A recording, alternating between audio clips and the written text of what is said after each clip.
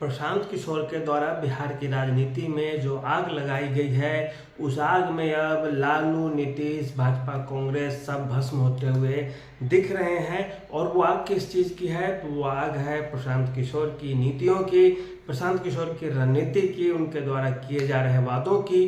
तो एक एक करके हम उन सभी वादों पे अभी चर्चा करेंगे और आपको बताएंगे कि आखिर इस आग में क्या दिक्कत है, आखिर क्षेत्रीय पार्टियों पे क्यों ज़्यादा भारी पड़ने जा रहे हैं प्रशांत किशोर।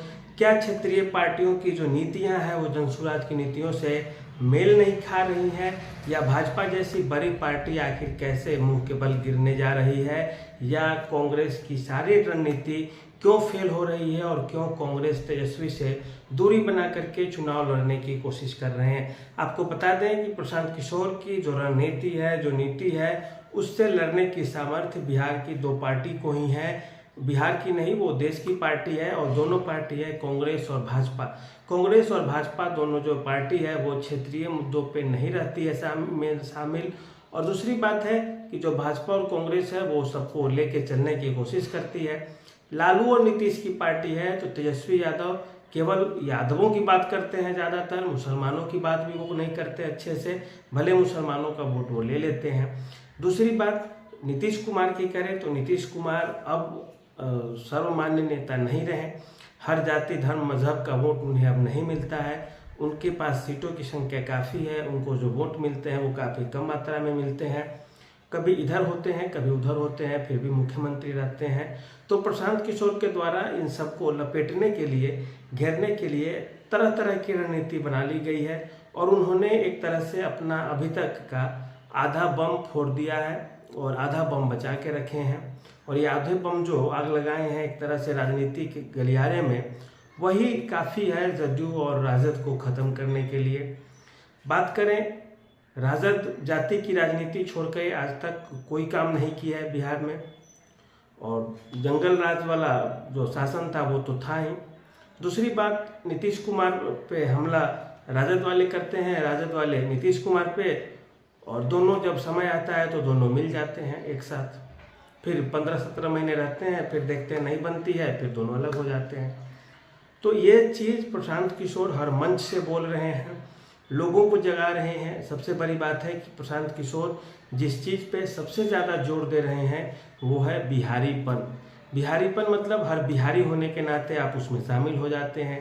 जैसे आप दुनिया को सबसे ज़्यादा मजदूर देते हैं, मजदूर की हम 400-500 रोज लेंगे और काम करेंगे, सूरत में काम करेंगे, दिल्ली में काम करेंगे, बम्बई में काम करेंगे।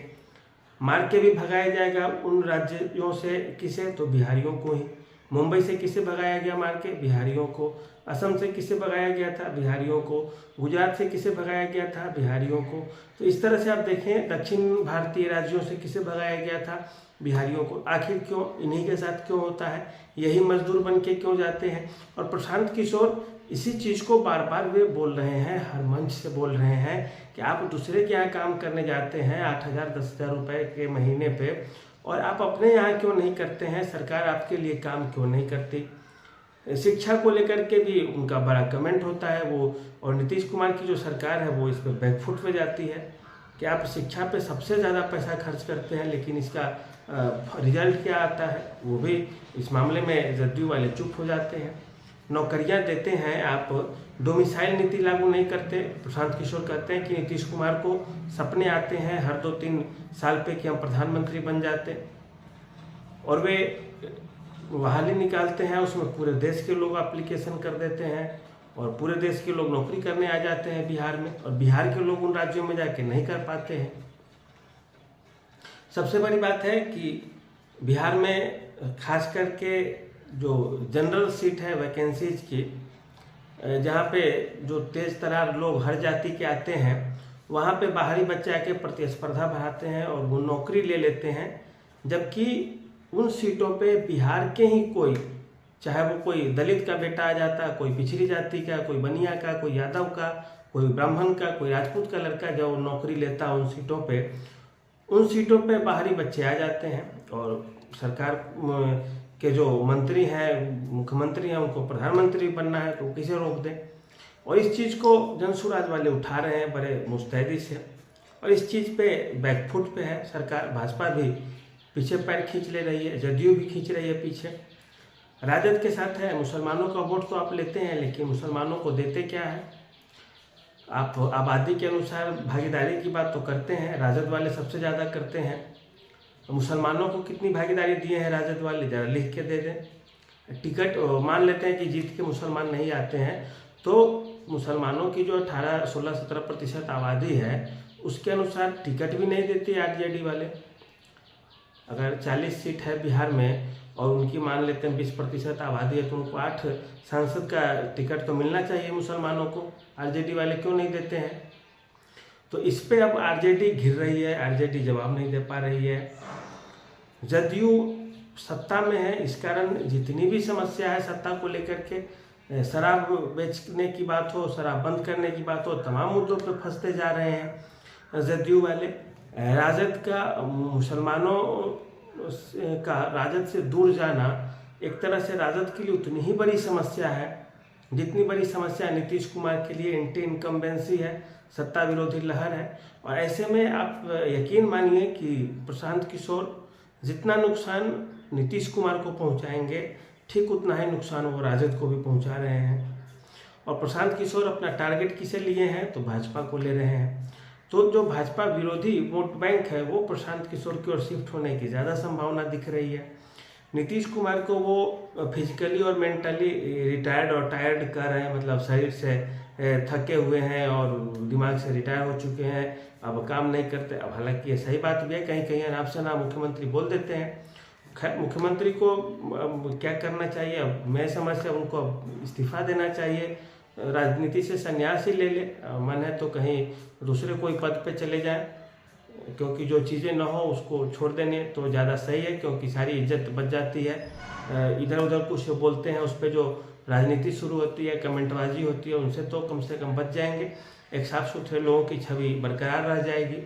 तो ये चीज़ें हैं। और इसके अलावा इस चीज़ को प्रशांत किशोर भी कहते हैं हर मंच पे, हर जगह। और इनसे भाजपा के जो नाराज़ वोटर्स हैं वो अब जदयू से दूर होंगे तो भाजपा से भी दूर हो सकते हैं, यदि मामला इसी तरह चलता रहा तो। और प्रशांत किशोर ने यह भी कहा है कि यदि भाजपा ज़्यादा सीटें जीतेगी तो हो सकता है चिराग पासवान के नेतृत्व में वो अपना सरकार मुख्यमंत्री बना ले, और जदयू को चूंकि सीटें कम रहेंगी तो वो थोड़ा दरकिनार भी कर दे, ये भी हो सकता है। और इस उहापोह की स्थिति में जनता चाहेगी, जो जदयू नीतीश कुमार को जो चाहने वाले होंगे, जो भाजपा को चाहने वाले होंगे, दोनों चाहेंगे कि हमारा वोट कम से कम बेकार न जाए और हम जिसे दे वो जीते, वो कम से कम 5 साल सत्ता में रहे, शासन में रहे। और राजद ये समझेगी कि उसके तरफ वोटों का ट्रांसफर होगा, तो ये गलत चीज़ है, क्योंकि हर जातियां, हर समूह अपना एक नेता चुन लेता है जब ये खत्म होता है तो। और वही स्थिति है। और अब तीसरा फ्रंट राजद वाले बोल ही रहे प्रशांत किशोर को कि वो पांडे है। तो पांडे बोलिए, मतलब ब्राह्मण है, तो अब ब्राह्मण को तो और पता चल गया कि हमारा एक नेता आ गया जिसको आरजेडी वाले गलिया रहे हैं, तो 5% तो सीधे वोट बढ़ जाएगा। और ब्राह्मण एक प्रभावी वोट बैंक है बिहार में। तो ये चीज़ कह के राजद खुद अपने पैर पे कुल्हाड़ी मार रही। और मुसलमान जो है वो राजद के रजिस्टर्ड वोटर थोड़े हैं, वो तो कांग्रेस के वोटर थे। जब देखें कि कांग्रेस दंगा फसाद नहीं रोक पा रही है, स्थिति नहीं संतुलित कर पा रही है, तब मुसलमानों का झुकाव लालू की तरफ हुआ। और अब मुसलमानों को लगा कि भाजपा को रोकने की क्षमता प्रशांत किशोर में है, जनसुराजियों में है, तो मुसलमान 2 मिनट में शिफ्ट हो जाएंगे। तो मुस्लिम वोट बैंक जाएगा तो फिर आरजेडी कुछ नहीं है, फिर यादव भी सोचेंगे हम क्यों लालू परिवार के साथ रहें, उससे अच्छा पप्पू यादव है, कम से कम राष्ट्रीय पार्टी के साथ है। सवन भी सोचेंगे कि हम नीतीश कुमार और भाजपा को दो देते हैं वोट, कभी ये उधर जाते हैं, कभी वो मिल जाते हैं उसमें, तो हम क्यों इनको वोट दें, उससे अच्छा हम जनसुराज को वोट दे देते हैं। तो तीसरा फ्रंट खुलने से पहले और दूसरे दोनों फ्रंट को नुकसान है। कांग्रेस दिल्ली में ऐसा तो है नहीं केवल केजरीवाल को नुकसान की, भाजपा को भी की होगी, क्योंकि ब्राह्मण संदीप दीक्षित भी कांग्रेस की तरफ से थे मुख्य चेहरा बन के। तो ब्राह्मणों का वोट काटे होंगे तो वो तो भाजपा को भी उतना ही नुकसान पहुंचाए, अगर ब्राह्मण मान लेते हैं केवल भाजपा को ही सपोर्ट करते हैं तो इस तरह से आप देखें तो स्थिति बड़ी विकराल है, बड़ी विकट है। प्रशांत किशोर ने नीतियों के स्तर पर शिक्षा के लिए, नौकरियों के लिए, रोजगार के लिए, भ्रष्टाचार के मामले में कर रहे हैं कि आप अपने बच्चों का मुंह देख के वोट कीजिए, कि आपके बच्चों का भविष्य की बात है, आप हमें वोट कीजिए, दलित लोग वोट कीजिए, हम रोटेशनल सिस्टम लाएंगे, कभी ये मुख्यमंत्री कभी वो मुख्यमंत्री, कभी ये अध्यक्ष कभी वो अध्यक्ष, मतलब दलित और मुसलमानों को पर्याप्त प्रतिनिधित्व देंगे और बारी बारी से सभी को मौका देंगे, अति पिछड़ी जाति को भी अध्यक्ष बनाएंगे। और राजद में कुछ भी हो जाए, यादव के अलावा और कोई तो मुख्यमंत्री नहीं बनेगा, बना भी नहीं था। पीछे आप रिकॉर्ड देखें तो लालू गए तो राबड़ी को तो बना दिए, लेकिन किसी दलित को बना देते, किसी चमार जाति को बनाते, किसी दुसाध को मुख्यमंत्री बनाते, किसी डोम को बना देते मुख्यमंत्री, किसी हजाम को बना देते। लेकिन आप तो ऐसा नहीं किए। तो आप यादवों के समर्थक हो गए, संरक्षक हो गए, कि अपने पार्टी के समर्थक हो गए, या केवल अपने मतलब अपनाए नमः जो होता है कि जो हो सो हमारा हो, उस तरह का आप निकले। तो ये भी एक बड़ा सवाल है, संकट की चीज़ है। दूसरी चीज, वही स्थिति कमोबेश जदयू में भी है।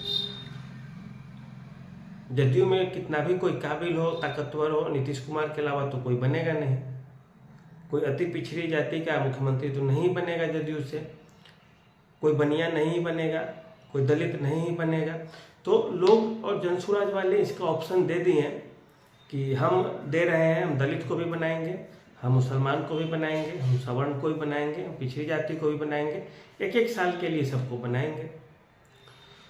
और ये एक बड़ा परिवर्तनकारी चीज़ होगा। उसके जो संविधान लिखे जा रहे हैं जनसुराज के, काफ़ी मजबूत है। आप यकीन मानिए कि वो आग लग गई है बिहार में, लोगों की इच्छा जग गई है।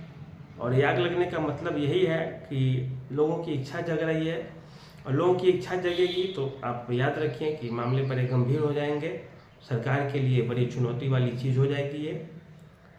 और दूसरी चीज़ कि सरकार संभाल नहीं पाएगी, जदयू हो, भाजपा हो, कांग्रेस हो, राजद हो। अगर लोग आपसे सवाल पूछने लगेंगे, लोगों को यदि सवाल पूछना कोई राजनीतिक पार्टी सिखा रही है और लोग सवाल पूछने लगेंगे तो नेताओं की बोलती बंद हो जाएगी, इसमें कोई दो राय नहीं। जैसे आप बिहार सरकार से पूछिए, शिक्षा पे आपका इतना खर्च है लेकिन आपने बदलाव क्या कर दिए हैं शिक्षा के स्तर पे, चुप हो जाएंगे सारे लोग। अगर बदलाव किए तो फिर स्कूल कम लोग क्यों जाते हैं? पूछिए सरकार से कि सड़कों का जो निर्माण होता है उसमें कहाँ ईमानदारी बरती जाती है, और नहीं बरती जाती तो सरकार क्यों नहीं जांच कराती है सभी सड़कों का।